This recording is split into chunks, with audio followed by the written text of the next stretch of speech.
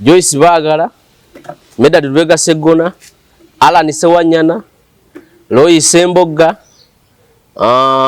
Nyeko Tandaba Kulangirira, n'abalala bagwa mu kkoweeryo nga Nsubuga Paulo, Matia Lwanga Bwanika, bonna bagamba tujja independent. Process eno abasinga gye bawakanya, abamu ba incumbent nga Segona, Bagala, Nsubuga po, gye bayitamu okubawa tikiti. Luli era lwe baba wa tikiti tebawakanya nti lwaki mutuwadde tikiti wemuti, lwaki temugiwadde gundi. Naye olw'okuba nti nkugambye munnabyabufuzi n'omuntu yenna mu nsi yeeyagaliza, kitegeeza nti yeeyagaliza position. Process eyo gye bayitamu luli kuno bagiwakanyizza. President wa NUP mu kutambula kwe namulabye Mityana ng'akuta akazindaalo nga nti wano waliwo n'omukyala mwannyinaze tudda na kimu naye yasesetuka n'ava ku luguudo lwa struggle. N'olwekyo tajjanga abalimbalimba nti wa NUP kubanga President wa NUP yabagamba Kyagulanyi ne bakansala basooka ne bakuba ebipande awo be bammye tikiti ng'ataddeko essaawa nga n'ataddeko Kyagulanyi n'aga nti owaffe wa ambuleera saagala mu buzaabuzibwe. Kati be bammye tikiti abasinga bagamba ffe tukyali ba NUP kyetakkiririzamu ye process gye twayitamu gye batuyisaamu ground bagipimira ku ki. Kakati okusomozebwa okuliwo kwekuno tulina bannabyabufuzi ababaddewo nga bo bayina mandate y'omubaka wa parliament gye bamanyi nti akola amateeka, appropriation mu budget, akola oversight, representation, basemuju type, basegona. Kati waliwo ate public byeyagala abantu ba bulijjo bano ffe abalonzi bye twagala because ebyo ffe abalonzi tebitukolera mu Uganda, bye bikola mu ziri ensinga zi Bungereza, zi Denmark, zi Switzerland n'endala. Kati abalonzi baagala munnabyabufuzi ng'aziika. Nga munnabyabufuzi asobola okuyambako omulonzi ku school fees oba n'asobola okubeera ng'aleetayo ku kabasala katinitini. Nga munnabyabufuzi asobola okuyambako mu lumbe mu mbeera yonna nga waliwo nga yeetaagisa. Kyokola Basegona bwe yali ng'alangirira nti njja independent yabagamba mu kisanja kyange ekiddako 2026 ngenda kugula ambulance ye ng'omubaka wa parliament akimanya ebyo si alina okubikola. Naye olw'okuba nti ensi ekyuse naye alina okukyuka n'ensi bannabyabufuzi banne bavuganya nabo tebali nnyo mu kuteesa mu parliament kuba singa otunuulira NUP nga bagiyagaba mu tikiti. Mulimu ababaka abatayogera naye ate nga tebayogera mu parliament naye ate nga bakolera abantu baabwe nga ku answered ne bw'abanga Katonda amuyise ku parliament awatera obeerawo screen nga singa omubaka wa parliament abeera afudde baba bazannya ebiri ku answered byabadde bye yateesaako nga basobola ozannya akantu kamwe emirundi 7. Naye wano mu bantu ng'ate abantu bagamba nti oyo ffe tufiira kubanga ababeererawo. Kati olwose mujuna mulabeko ng'ayogera ng'agamba nti NRM yakitandika nga President Museveni agamba nti n'owo kiba kidomola kironde kasa kisobola okuwanika omukono era ye ne banne bakirwanyisa. Kati ng'agamba tayagala Kyagulanyi wa NUP opposition akulembera opposition okukopesha NRM okuleeta munnabyabufuzi nga tasobola wadde kuwanika mukono kuteesa ku nsonga yonna. Kati okusomozebwa Ssemuju kwalina kuli kumu nti Ssemuju yengo omuntu kyayogera kyekituufu. Omubaka parliament alina emirimu gy'alina okukola. Talina kuzimba malwaliro, talina kugula ambulance, talina kugaba basale, talina kuziika, talina kwabya nnyimbe, talina kusima ntaana, egyo si mirimu gye. Naye olw'okuba nti society yakiraba nti ebyobufuzi mulimu era bannabyabufuzi bakolera ddala ssente kuba kati business esinga okukola mu Uganda ya byabufuzi. Kyova olaba abasajja n'abakazi bava mu business ng'akulira kasiita ono Tadiasi n'agamba nti ze ngenze mu byabufuzi avudde mu business. Emabegako emyaka egiyise nga tewali muntu asobola kuva mu kikuubo n'agamba nti kati ngenda kulamuza bwa kansala naye olwaleero olina omubaka parliament atagibwako musolo. Afuna miliyoni za 5 tagibwako musolo n'ate driver gwawe 6,000 bamuggyako omusolo. Nti business y'ebyobufuzi ekola mu Uganda. Kati abalonzi bwe bakizuula nti ebyobufuzi mulimu era business nabo baagala musooke mugabanire wano. Yensonga lwaki abamu babanona bunonyi mu kulunaku lw'okulonda. Oli n'avuga n'agala n'anona omulonzi n'amuwa 2,000 n'ajja n'alonda ate n'amuzaayo ewaka. Kubanga social contract endagaano etali mpandiike wakati w'omulonzi ne munnabyabufuzi obudde obusinga wano mu Uganda ebeeraawo 5,000 3,000 tukuwa 2 genda tukuwako 1,000 okuba ekifaananyi okireete tukwongera 1,000. Kati Honorable Ssemujju owakira municipality kyayogera kye kituufu era kye kirina okukola. but ensi yaseesetuka okuva wali. Kale wonna osinzira okubeera ng'otulaba nkwaniriza nnyo olunaku olwaleero nkubuuzaako nti wasiibye otya, wasuze otya, mu nsi mw'otulabira, essaawa mw'olabira. Afunye okusomozebwa nkusaasidde, ofiidde olwaliza n'okusomozebwa okulala, asootuka ku buwanguzi nkuyozaayoza. Nze Matias Ssekanja tuzze nate twogera ebigambo. Kusinga tugenda kwogera ebigambo ku kampeni we zitambulamu ez'obwa pulezidenti, abamemba tikiti za NUP abasinga baze independent, lwaki abamu baze independent. Tugenda kubeera awo specifically nnyo ku byabufuzi. Bangi abamemba tikiti za NUP, Segona, Busiro East, Alani Sewanyana, Makindye West, Nyeko Deriki, Makindye East, Nakandye yali yavaamu, Musiri David, Makindye West, ani omulala awo, Loyi Sembogga. Okusinga njogera nnyo wano mu Kampala kubanga ebbugumu lisinze okubeera Kampala ne Wakiso. Matiya Lwanga bwanika Busiro North. Busiro North, Busiro South. Ndowooza Busiro South, Matiya Lwanga bwanika n'abalala. Abo bonna benjogeddeko, bangi abamibwa besoogeddeeko, naye abo benjogeddeko, Nsubuga Po, Busiro North, bonna bagamba tujja independent. Ekisooka bagamba bafuna obutali bwenkanya mu kibiina ky'ebyobufuzi ekyabwe kye bakkiririza mu process ezo, naye ebyavaayo nga si bwenkanya eri bo. Ekibiina munnabyabufuzi yenna okujja independent, ensonga zibeera bbiri. Ensonga esooka okweyagaliza ye ng'omuntu ng'alowooza nti alina okubeera mu kifo ekyo, ne bawa mulala tikiti, ne mwena mubiraba nti wadde kabeera kamyufu nga bonna basimbye layini, naye oli agamba nti bankozeko injustice, oba yasobola okweyagaliza ng'omuntu. Bajoyce baagala bonna, Bishop Tomusange bonna balaga nti bajja independent. Mugisha Patrick Wamityana abadde ayagala okujjawo Zaake, bajja independent. Nkugambye ekireeta independent ekisooka bw'obutali bwenkanya mu kibiina, nga akamyufu tekabadde kamazima na bwenkanya, ng'ekyamazima kirabibwa n'ayonka nga kiri mu giraasi, ng'oli alaga nti nandibadde nze muwanguzi, naye abalonzi babadaivatinga, bakuba abalonzi bange, bakola ki n'ebirala ebigwa mu kkowe eryo, genda oleete gundi eyo. Ekyokubiri kyekyokubeera nti oli yeeyagaliza, kubanga okweyagaliza kwa buntu, ebyobufuzi byakweyagaliza, kubanga buli omu alina okweyagaliza okubeera mu position. Kati bwe mugenda mu kamyufu k'ekibiina ky'ebyobufuzi nga muli abantu 10, ekibiina ky'ebyobufuzi by all means kironda omuntu omu. Bwe kironda omuntu omu gwe kitalonze nga yasuubira nti alina okubeera alangirirawo okubeera independent. Kakati Joyce baagala, Medad Lubega Segona, Alani Sewanyana, Loyi Sembogga, Nyeko tannaba kulangirira, n'abalala abagwa mu kkowe eryo nga Nsubuga Paulo, Matiya Lwanga bwanika, bonna bagamba tujja independent. Process eno abasinga gye bawakanya, abamu ba incumbent nga Segona, baagala, Nsubuga Po, gye bayitamu okubawa tikiti. Luli era bwe babawa tikiti tebawakanya nti lwaki mutuwadde tikiti we muti, lwaki temugiwadde gundi. Naye olw'okuba nti nkugambye munnabyabufuzi n'omuntu yenna mu nsi yeeyagaliza, kitegeeza nti yeeyagaliza position. Process eyo gye bayitamu luli ku luno bagiwakanyizza.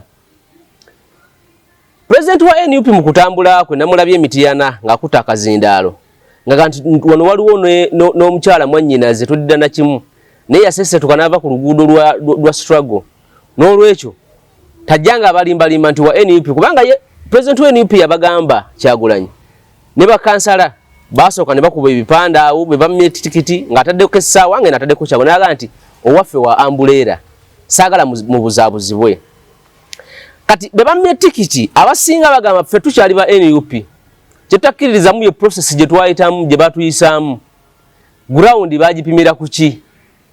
Kakati okusomozebwa okuliwo kwe kuno, tulina bannabyabufuzi ababaddewo nga bo balina mandate y'omubaka wa parliament gye bamanyi nti akola amateeka, appropriation mu budget, akola oversight, representation, basemuju type, basegona. kati waliwo ate public byeyagala abantu ba bulijjo bano ffe abalonzi bye twagala because ebyo ffe abalonzi tebitukolera mu Uganda bye bikola mu ziri ensinga zi Bungereza zi Denmark zi Switzerland n'endala kati abalonzi baagala munnabyabufuzi ng'aziika nga munnabyabufuzi asobola okuyambako omulonzi ku school fees oba n'asobola okubeera ng'aleetayo ku kabasala katinitini nga munnabyabufuzi asobola okuyambako mu lumbe mu mbeera yonna nga waliwo nga yeetaagisa kyokola Baseggona bwe yali ng'alangirira nti njja independent yabagamba mu kisanja kyange ekiddako 2026 ngenda kugula ambulance ye ngombaka wa parliament akimanye ebyo si yalina okubikola naye olw'okuba nti ensi ekyuse naye alina okukyuka n'ensi bannabyabufuzi banne bavuganya nabo tebali nnyo mu kuteesa mu parliament kuba singa otunulira NUP nga bagiyagabamu tikiti mulimu ababaka abatayogera naye ate nga tebayogera mu parliament naye ate nga bakolera abantu baabwe nga ku answered ne bwabanga Katonda amuyise ku parliament abatero beerawo screen nga singa ombaka wa parliament abeera afudde baba bazanya ebiri ku answered byabadda byeyateesaako nga basobola ozanya akantu kamwe mirundi 7 naye wano mu bantu ng'ate abantu bagamba nti oyo ffe tufiira kubanga ababeererawo kati olwose mujuna mulabeko ng'ayogera ng'agamba nti NRM yakitandika nga President Museveni agamba nti n'owo kiba kidomola kironde kasa kisobola okuwanika omukono era ye ne banne bakirwanyisa kati ng'agamba tayagala Kyagulanyi wa NUP owa opposition akulembera opposition okukopesha NRM okuleeta munnabyabufuzi nga tasobola wadde kuwanika mukono kuteesa ku nsonga yonna kati okusomozebwa Ssemujju kwalina kuli kumu nti Ssemujju yengo omuntu kyayogera kyekituufu omubaka parliament alina emirimu gy'alina okukola talina kuzimba malwaliro talina kugula ambulance talina kugaba basale talina kuziika talina kwabya nnyimbe talina kusima ntaana egyo si mirimu gye naye olw'okuba nti society yakiraba nti ebyobufuzi mulimu era bannabyabufuzi bakolera ddala ssente kuba kati business esinga okukola mu Uganda ya byabufuzi kyova olaba abasajja n'abakazi bava mu business ng'akulira kasiita ono Tadias n'agamba nti ze ngenze mu byabufuzi avudde mu business emabegako emyaka egiyise nga tewali muntu asobola kuva mu kikuubo n'agamba nti kati ngenda kulamuza bwa kansala naye olwaleero olina omubaka parliament atagibwako musolo afune milioni za 5 tagibwako musolo nate driver gwawe 6,000 bamujjako omusolo nti business y'ebyobufuzi ekola mu Uganda kati abalonzi bwe bakizuula nti ebyobufuzi mulimu era business nabo baagala musooke mugabanire wano yensonga lwaki abamu babanona bunonyi mu kulunaku lw'okulunda oli n'avuga nagala n'anona omulonzi n'amuwa 2,000 n'ajja n'alonda ate n'amuzaayo ewaka kubanga social contract endagaano etali mpandiike wakati w'omulonzi ne munnabyabufuzi obudde obusinga wano mu Uganda ebeeraawo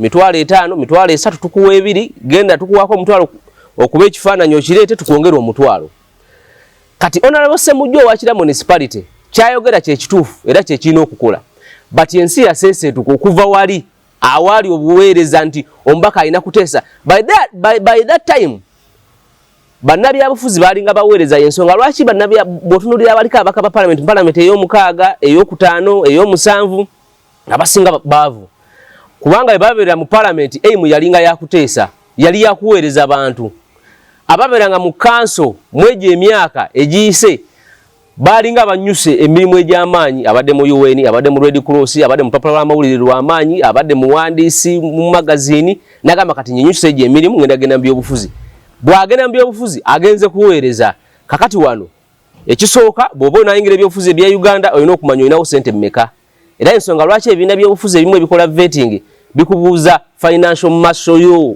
oyimiridde otya mu byenfuna osobola okunoonya akalulu mu constituency wano mu Uganda olina okuba ne biliyoni 1 miliyoni 7 ku biliyoni 1 okugyayo akalulu ka constituency katale nakamifu ka NRM naddala mu western ne mu eastern eyo munda era nawe olina okubeera miliyoni 5 ku miliyoni 7 okukajjayo kati nekitegeeza nti eyo business y'amaanyi kati abalonzi bavudde ku ani abeera ku floor ya parliament bazze ani atubeererawo kati NUP naye seesetuse okuva ku ani asobola okugenda mu ku floor ya parliament ani asobola okukwasa akakiko kakosa Senga Sseggona n'akunya ebitongole bya gavumenti ne tudda ku ani anasobola okubeererawo abantu babagoba ku ttaka kubanga abantu babulijjo bebagala bitini ennyumba bwe zikwata omuliro oba mu ghetto bakati ngawe bwayise waliwo omuliro gukute munnabyabufuzi kujja kubeeraawo Segirinnya ekyo yali yakimastalinga nojja n'obeeraawo n'oyogerako n'abamawulire kati abalonzi bano ne balaba nti oli wamu nabo naye kati ogumala okwata omuliro munabyabufuzi kati katugambe nga Ssemujju yagenda mu parliament n'ayogera kati ate abalonzi ba Uganda abasinga ebyo tebabyagala.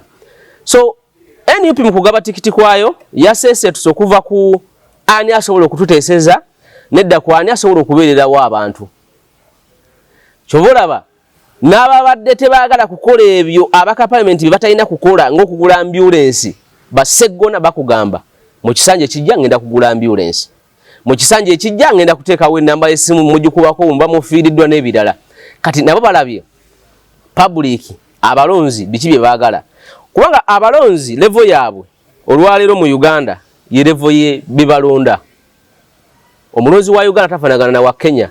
Kubanga ojja kwesanga mu Kenya Ruto mu Kalenjini abakalenjini waga tuli ku Ruto olw'ensonga zino. Kati ate ffe wano ojja kwesanga wano mu Buganda region yonna ngalo ne bebalonda nga si Baganda. Nebyo tebibakwata kwa sababu era nga oyasoberera obabeererawo. But ate Kenya tosobola kugenda mu Bajaluwo gwe ng'oli mu Kalenjini ne bakuwa akalulu. Basobola oyo waffe alasobola okutuusa ensonga zaffe.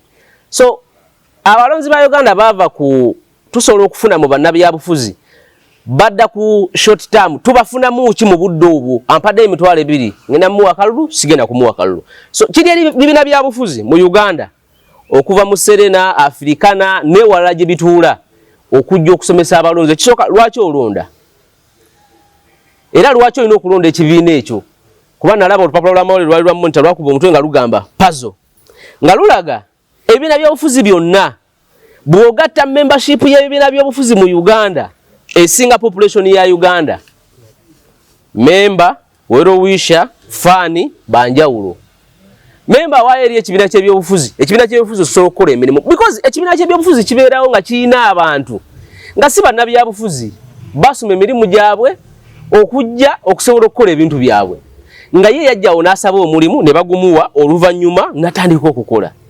Kakati okusomoozebwa okuliwo nti ekibiina ky'ebyobufuzi kigaba membership eya nusu 10 mu Uganda ekintu ekyo ekitali kituufu. Ngenda kuwa ebyokulabirako bigenda kuba bitini era ekyo ekintu naliko ku radio ne ku TV nembagamba nti nga Daily Monitor yakamala okukuba omutwe nembagamba nti omutwe guno gwekubye Daily Monitor era sinetekako ekigambo puzzle akakunizo mukakunizo tusagamba mbuno oyina population ya milioni 45 n'emitwalo nga 9 ngate ebina byobufuzi byonna membership wozigattagatta yonna eri milioni 5 tekisoboka.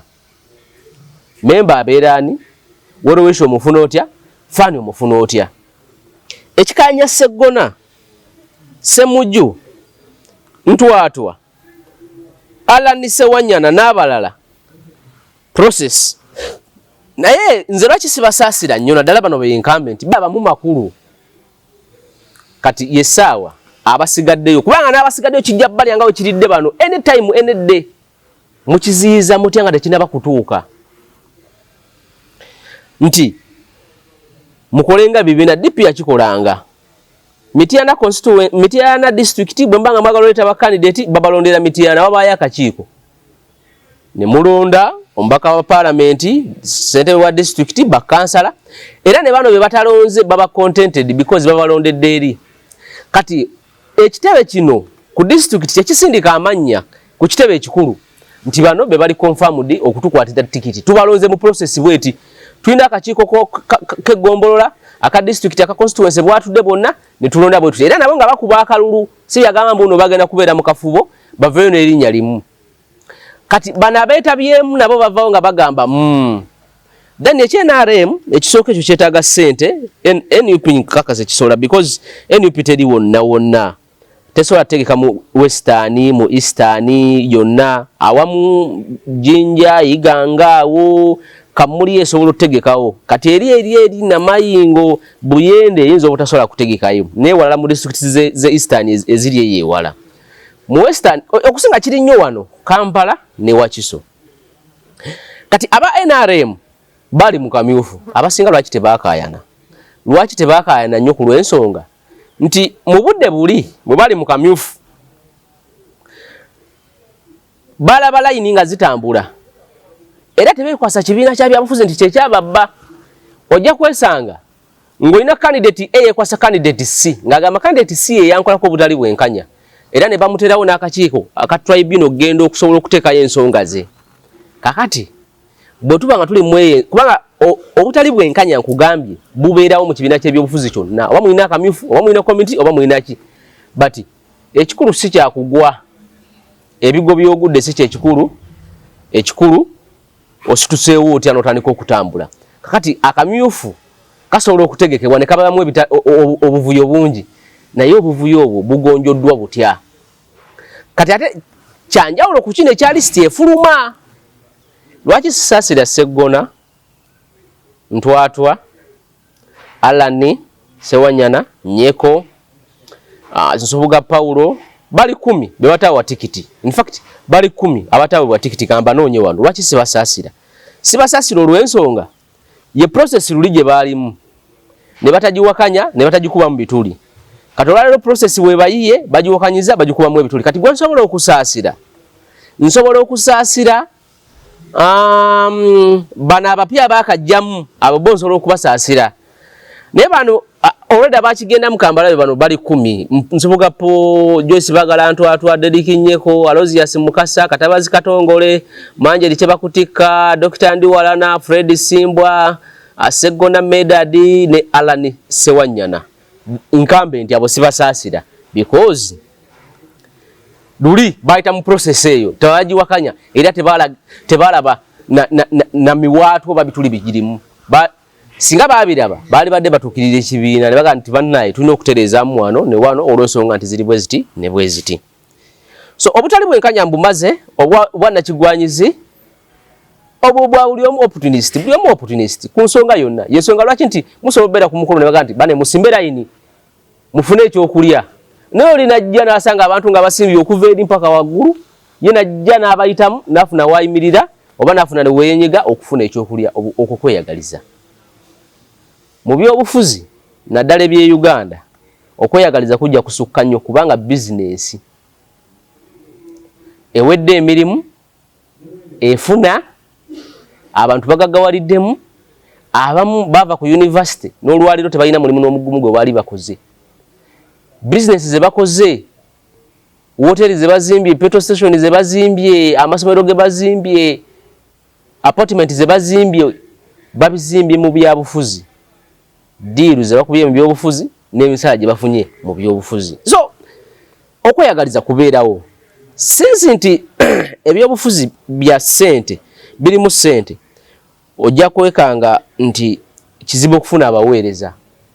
Kubanga kati abaweereza okubafuna olina kusooka kubijja mu ssente. Ebyobufuzi bwe bali okubijja mu ssente, tewali nsonga lwaki kaayabula Medi oyo kansala w'e Kasangati, Dokita Mulago, Dokita Kiruddu. Tewali nsonga lwaki Dokita Ekiruddu ne Mulago kaayabula avaayo najja ku bwa kansala nga Dokita omuwa ssente nga zisinga obwa kansala. Kubanga Dokita kansala olina badde neekunoonyeza abantu egenda mu kitundu kyo oba ka constituency ko kunoonya akalulu. Gwe lwaki teweebuuza nti bano abalwana okukuweereza ate bakweguya nnyo? Tewali ayagala kukuweereza ku bwerere ng'akweguya. Be bakuwa ssente, be bakuzimbira eddwaliro, be bakuwa basale, be bakweguya nti singa oli abaze kuweereza ebyaddala n'alabye Luzza akyogerako, mwe mulina omuwa ebipande, mwe mulina omuweza nomination, mwe mulina okubanga enkuŋŋaana ne muzitegeka, najja n'ayogera byayogera ne mumuwa ne transport n'avaawo n'ekyokulya ne mukimuwa buweereza. Mu buweereza tewaba kulemerako nnyo. Njagala tufune ebyokulabirako bya Bungereza okuva ku David Cameron, Boris Johnson, David Cameron, Theresa May, Boris Johnson, ani awo mulala, Liz Truss, Rishi Sunak. Kati njagala tufune ebyokulabirako ebyo. Mu buweereza tewaba kulemerako nnyo. Mu buweereza ne bwebanga tokoze ensobi y'amaanyi osobola okukita. David Cameron e Bungereza nga isaba minister obudde obwo yava ku wasaba minister olw'ensonga nti UK yali yagala kwekutula ku European Union bakita Brexit. UK yagenda mu kalulu k'ekikungu ebanga referendum. Kati nga David Cameron yagamba nti nze sikiriziganya kugenda mu kalulu ako. Era sikiriziganya UK ensi nnya, England, Wales, Scotland Northern Ireland ensinya okuzikutula ku European Union. Kati olwokulaga obutali bumativu bwe nga David Cameron yasalawo okulekulira ku bwa minister. Theresa May najja. May bwajja ne bagenda mu kalulu wako era UK percentage yasinga negamba nti tuve mu European Union. May ekimujja mu bukulembeze waliwo kibayita hard Brexit ne soft Brexit. Hard Brexit wali ovayo wenna mu European Union. Soft Brexit ng'osobola okuvayo n'osigala ng'otunda ebyamaguzi mu European market nga European Union esobola okukutaasa wabawo embeera enzibu kati nga katugame waliwo olutalo nga Ukraine lwerimu nga European Union esobola okukutaasa nga European Union esobola okuwolayo ku ssente kati ate nga Theresa May agamba nti tugende mu soft nti tusobola okuddayo ko nga waliwo ebizibu kati bannabyabufuzi abali mu British House of Commons obudde obwa Boris Johnson n'abalala naddala ba CP Conservative Party nga bagamba tugende tuvayo lumu mu hard Brexit. Kati Theresa May okulaga obutali bumativu bwe kubanga yali mu buweereza yalekulira nagamaze ekitadde. Boris Johnson najja. Bwajja ne bakosa hard Brexit ne bava mu European Union. Ekimujambo kulembeze COVID najjaawo yetabye just kwetaba mu kabaga nga waliwo amateeka ga COVID operating procedures ezafo zitegeera mita mmeka mwina baba meka nti yalimu n'abantu 19 nga ate balina okubeera abantu tebasukka abantu 3 lwakuba nti naye ali mu embeera za Trump n'asooka n'awalira n'olwokuba nti ensi erina demokolasiya baminisita ne balekulira wano minisita kyasobola okulekulira nga bajja ne minisita obwesige mu Uganda wano minisita Namuganza bamujja mu obwesige mu parliament n'agaaniramu baminisita balekulira omu ku omu ne bagamba ffe tukitadde Boris Johnson n'akola ki Boris Johnson n'agenda kati n'abazze bajja mpola bagenda bwe batyo mpaka kuona aliwo kati kitegeeza nti mu buweereza kisoka tulemerako kuba tolina kyofunayo gwoba yambo baweereza bwe bakunyiiza ng'okita ng'ogamba nti bannaye nze ng'agenda eri mu 10 Downing Street e Bungereza ewali amaka ga Ssawa Minisita ng'ayita press conference ng'agamba nze designinze nga CP ng'etandika Liz Truss ekyamujjawo ye yabagamba nti munaku anamu yagamba nti ensi abadde efiirwa emisolo mingi buli omu tugenda kumuggyako omusolo n'avaako ne bamugaa tekisoboka. Rishi Sunak naye n'agenda kati olina Keir Starmer mu Labour Party naye ne Keir Starmer naye asobola okuvaawo budde bwonna ku lw'ensonga nti ye muweereza atuuka butuusi kasita alemererwa okukkaanya n'abantu abo balina okukkaanya nabo kubanga oli mu kuweereza bya bwereere bakumenyera ki kani imagine nti David Cameron ye yabagamba nti saagala tugende mu kalulu ako bo ne balemerako aba CP ne Labour Party abasinga n'agenda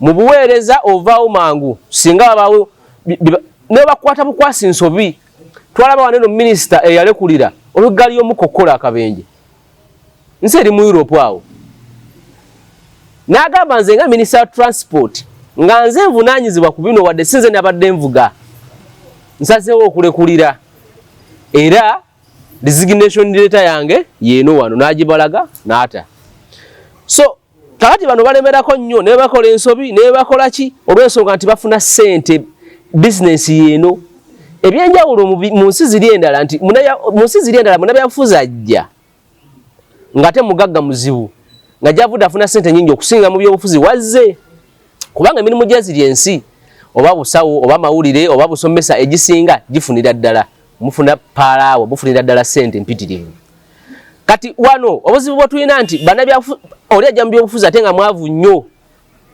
kati bw'atuuka mu parliament mu kanso n'atandika okisawo buli ddiiri okusobola okwebbulula yensonga lwaki oli ajja mu parliament n'akyusa omwana w'asomera n'akyusa wabadde asola saidi z'ekawempe n'avaayo n'afuna entinda kyanja saidi eyo munyonyo oba saidi zeeyo mu bifo eby'ebbeeyi olw'okuba nti wali yali mwavu kati yagaggawala obuweereza yabuvaako ali mu bizinesi so okufiirawo kwabwe be bamye tikiti ne boogenda olaba nga bafiirawo mukaa bonna bafiirawo olw'ensonga because gye bali mu bizinesi yensonga lwaki bannagenda Tadias akulira Kasita kani imagine okulira abasuubuzi mu Uganda ekibiina ekitwala abasuubuzi naye ng'agamba ne mukamyufu bamubba era agenda kwemulugunyira eri wa President Museveni tugenda kuvaawo awo tugenda kudda ku campaign z'aba president zitambula bakandidate bali munana Yoweri Museveni Kyagulanyi Ssentamu Yoweri Kaguta Museveni wa NRM Kyagulanyi Ssentamu wa NUP Mugisha Muntu wa NT Kasibante Robert wa NPP Munyagwa Mubaraka wa CMP Mabirizi wa CP Bulira ekibiina kyenkyera bidde ani awo omulala ali mu luwokaano Nendandala Mafabi wa FDC. So buli omu ali mu kutambula ekisooka buli omu atunda byanakolera bannansi atunda tugitwalenga enjiri ye biki byogenda okukolera abantu kubanga ku katuuti wayimiridde awo wabera social contract gwe bwojja okumuwuliriza ng'alina waali kitegeeza ozza okwetaba mu wangula by'omubanja bibyo bye yasuubiza kye bayita social contract mu social contract tewaba we muteeka mukono ne mukkaanya kubanga parliament gye yatandikira mu Gulisi mu myaka egyasooka egyedda abantu bakuŋŋaananga mu bisaawe ne baleekaana kati njogera kati ebyobufuzi bino ebyokuteesa naye nga buli omu tawuliriza munne okukkakkana basalawo okuteekawo naye lwaki tetufuna wetusobola okukuŋŋaanira buli kyalo ne kireeta omukulembeze ne batandika okuteesanga awo zi council we ziva zi parliament we ziva n'ebirala because edda waliwo zijjangolo ow'amaanyi yalya nti bwe tujja wano ng'aliwo ebyokulya ayina amaanyi yalya kati olwaleero tukolera mu mateeka tugenda ku mukolo simba layini funa ekyokulya genda ku teboyo jangu ofune ekyokunywa dadda ku teboyo kakati ensi yakiraba nti buli ensi erina okubeera n'omukulembeze omukulembeze oyo ng'ajja kukola ku nsonga ez'enjawulo tugenda kukwata ssente ezaffe kuba buli omu tasobola kwekolera luguudo buli omu tasobola kwekolera ssomero buli omu tasobola kwetera ddagala mu ddwaliro naye tulina gwe twesiga kati topu gwe twesiga yaba pulezidenti era ssente ezo zigenda mu ggwanika lya ggwanga kati pulezidenti n'afuna abantu be baminisita ba RDC baani ne bakwata ssente ezo n'azibawa ne bagenda abagula amadaga ne bagula ne bacontractinga company ez'enjawulo ne bakola ki ne bitambula buli omu ali mu kutambuza njiri ye naye akalulu kano kali wakati w'abantu basatu Kyagulanyi Yoweri Museveni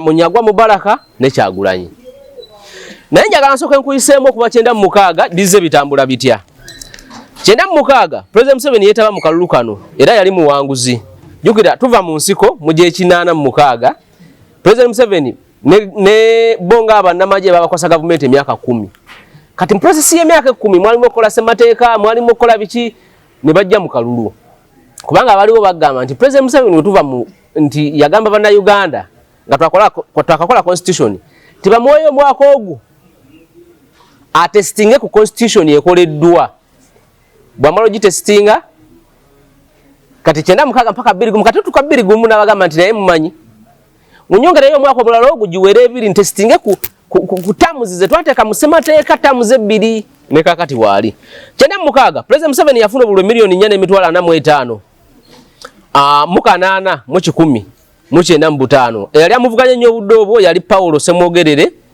owa DP yafuna obululu miliyoni 1.41 mu 1 mu 6 mu 14 eyo 96 2 President Museveni era yali muwanguzi n'obululu emiliyoni 5 n'emitwalo 12 mu 13 mu 36 Dr. Besigye yakwata kyakubiri n'obululu miliyoni 2 n'emitwalo 5 mu 15 mu 7 mu 95 26 President Museveni era yeetaba mu kalulu n'aba muwanguzi n'obululu miliyoni 4 n'emitwalo 10 mu 9 mu 4 mu 4 mu 9 Dr. Besigye n'akoma omulundi ogwokubiri n'akwata era ekyokubiri n'obululu miliyoni 2 n'emitwalo 5 mu 9 mu 12 mu 9 mu 5 mu 4 2011 President Museveni era yeetaba mu kalulu n'abeerera muwanguzi n'obululu emiliyoni 5 n'emitwalo 42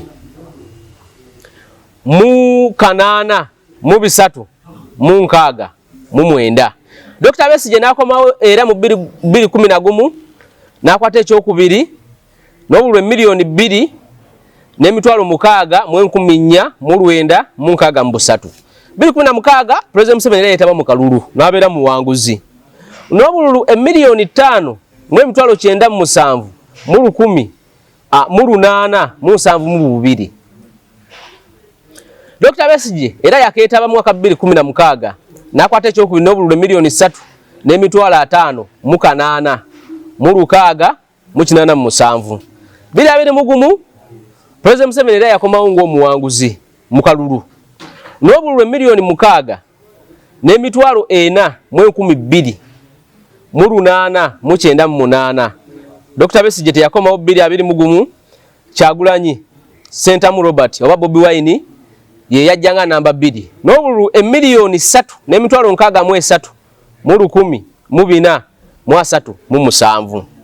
Omulundi gumu 2 3 4 5 6 President Museveni nga yitaba mu kalulu n'akawangula 2026 era akeetabyemu mu kukeetabamu gwalimu naye nnyo mu lwokaano era ye Kyagulanyi simanyi bigenda kuvaayo bitya. Jukira nakugambako nti ak'ekinaana we kaatuukira UPM, in fact UPM eri ku listi y'ebibiina by'obufuzi simanyi baani bannyiniyo. UPM President Museveni we yagira by that time twali mu parliamentary system ng'ekibiina ky'ebyobufuzi ekisinga ababaka abangi kyekireeta president. UPM ng'ekibiina ky'ebyobufuzi kyali kyakatandika emyezi 6 tugende mu kalulu kitandika mu gwa 6 kalulu kaliwo November December ak'ekinaana. UPM nefuna ombaka omu Dr. Crispus Kiyonga Kasese North sura kuba nti UPM yali etunze ebirowoozo kubanga obudde obwo walina DP nga yamanyi mu Buganda, UPC nga yamanyi mu Bukedi ne Mulango. UPM ekibiina ky'ebyobufuzi ekyali ekipya obudde obwo tekyalina manyi wekyalina. Kakati okufuna Dr. Crispus Kiyonga it was a protest vote kubanga batta Victor Muhindo ayali commissioner Kasese era nga ayagala kwesimbawo mu Kasese North nga ayagala kugira ku tikiti ya DP nga agenda ku nomination nga ali ne mukyala wa mukwano gwe nga ayitibwa Dr. Henry Bwambale. Kati bali mu motoka nga erina number plate ze Kenya. Abasirikale ku road block ne babakwata bababuuza bakimuvuga emmotoka eno okwewozaako nti emmotoka si yange ya mukwano gwange ne bamubuzaawo. Family ye baji notifying after 5 days nga abuzeewo nga bagigamba nti omuntu yattibwa n'aziikibwa wano mugende mumugjewo. Kakati abakasese North bali banyiivu eri UPC ne basalawo okukola protest vote kubanga DP yo yagana okuleta candidate oluvannyuma lw'okutta Victor Muhindo. Kati UPM neleta Dr. Crispus Kiyonga n'awangula akalulu ako. Teyawangula because yalina amaanyi. It was a protest vote. Kubanga protest vote osobola okulonda omunafu. Balonda omunafu nga ye Dr. Crispus Kiyonga. Naye bwe tumaliriza akalulu ako Yoweri Museveni ng'akola clandestine waka waayo ba Black Operation yagaana Dr. Crispus Kiyonga okulayira nga 29 December. Yamugamba togenda kulayira abalala ne bagenda ne balayira. Kati ayali abiddwa Semwogerere ye yagenda nalayira mu parliament era nafukalira opposition. Ne batambula President Museveni ne banene bagenda mu nsiko okakana Katonda n'abayamba olutalo ne baluwangula. Bwe bawangula olutalo ne kakati bali mu siiti be bavuga. Kati UPM obudde obwo kubanga jukira President Museveni ne banne ba area Kategaya Dr. Christopher Okoth ba Livingstone Wakana Lugunda n'abalala baagaana okufugibwa Amini kubanga mu byafaayo bo bagamba yabafuga olunaku lumu kati ate bo baafuluma eggwanga ne bagenda e Tanzania. Kati aba UPM obudde obwo abasigalawo nga ba Jaberi Bidandisa n'abalala tebasobola kujjayo obwenyi bwabwe because waliwo intimidations, waliwo killings, waliwo aba okuwambibwa, Pandagali yaliwo, road block zaliwo n'ebirala abasinga bakolanga mu kimugunyu nga wa UPM naye nga tasobola kujjayo obwenyi bwe. So mukiri ekyekinana kyali kyanjawulwa muko kubanga jukira abamu ku bategesi ne President Museveni obudde obwo era naye yalimu. Vincent Ssekkono yali Secretary General w'akakiiko k'ebyokulonda amateeka gaali ge gamu okulangirira yabulawo. n'agenda yagana okulangirira Muwanga n'akakwatamu n'akalangirira. Kati okuva olwo President Museveni agamba nti okumutu okugenda mu nsiko yagenda olw'okuba nti abakanya ebyaliwo naye nyina munabyafaayo gwe nalinyumya naye n'agamba nedda. Esooka President Museveni ye yali masaŋŋanzira nga buli omu amunoonya by all means kye yalina okukola kyali kyagenda mu nsiko okusobola okwetaasa. So messages ze batunda nalabe Kyagulanyi ali Mityana nga byayogera ndate akuba banne ba Joyce Baagala balumu President Museveni protecting the gain byaliko message ndowooza Munyagwaya alina message eyaba investor ab'ekicupuli okuddayo ba foreign okuddayo free education service free health service kati eyo because muziri ensi ezaakula ebyobujjanjabi byabwereere kuba buli omwali entitled ofuna ebyobujjanjabi kubanga asasula omusolo. Ekisinga tutawaanya wano the private companies mwalaba mu covid eddwaliro liriawo nga Makerere lyasolooza omuntu $1,100,000 mu lunaku lumu mu mulwadde wa covid ate omuntu oyo naafa kubanga malayo olunaku lumu family teba kwekalakasa ekyapa ky'ettaka baali bakitwala. Kati singa gavumenti ezimba amalwaliro gaayo ne gabamu ddagala ne gaba malungi n'amasomero kyekimu abantu basobola okuvaayo automatically eno mu private ne badda mu gavumenti. Kyekimu ne ku transport sector. Transport sector terina kuba owned by the private sector, ina kuba ya gavumenti. Kubanga olwaliro osanga tulina tugenda mu December ng'okujja ebusega okutwala emubende ew'emitwalo 2 bagamba emitwalo 7 kubanga bo bakola business. Esomero erya nasale ne lisoloza $3 ettaamu bo bakola business. Kati ye Munyagwa agamba nti ebyo byonna bino bya gavumenti bijja baba ya gavumenti bano ababiyina nga bya private tugenda basasula babe mu game ekyo kikola. Abalala zagandoza tubangaleko nnyo budde naye nabo mwebali mu lwokaano tugenda koma wano leero tujja kutandikirawo nakolala akuuma atakumira mpeera awangale nnyo Ssaabasajja Kabaka.